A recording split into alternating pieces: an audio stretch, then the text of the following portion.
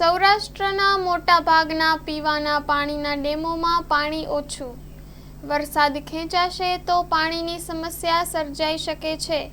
Story report by Sandeep Chavda, Rajkot.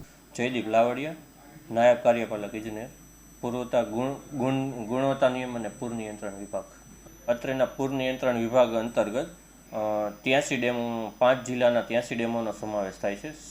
Surendranagar, Morbi, Rajkot, Devbhumi, Dwarka અને જામનગર જિલ્લાનો સમાવેશ થાય છે. આ 5 જિલ્લાના 83 ડેમોમાંથી અંતર્ગત રાજકોટ જિલ્લામાં 12 ડેમો છે કે જે 20% કરતાં ઓછા ભરાયેલા છે.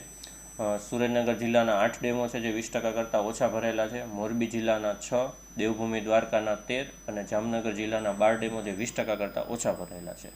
હવે જો વરસાદ ખેંચાશે તો આપણે સૌની યોજના થ્રુ બધા ડેમોમાં પીવાના પાણી અને સિંચાઈ માટે પાણી પૂરું પાડવાની યોજના બનાવેલ છે.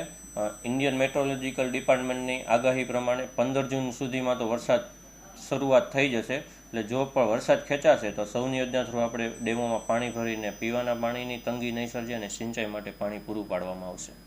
બિલકુલ ખાલી હોય તેમાં નહીવત ડેમ છે. 83 ડેમોમાંથી 4 કે 5 જિલ્લાના થઈને ડેમો છે કે જેમાં બિલકુલ પાણી નથી. દર મહિને જે તે ડેમોમાંથી આપણે ડેટા મગાવતા હોય છે કે આગલા મહિને આપણે પીવાના પાણીની તંગી સર્જાય તો કેટલું પાણી જરૂરી છે. તો એ પ્રમાણે આપણે નર્મદા ડેમમાંથી સૌની યોજના થ્રુ પાણી મંગાવીએ છીએ. એટલે આગતરું આયોજન આપણે કરીને જ રાખીએ છીએ.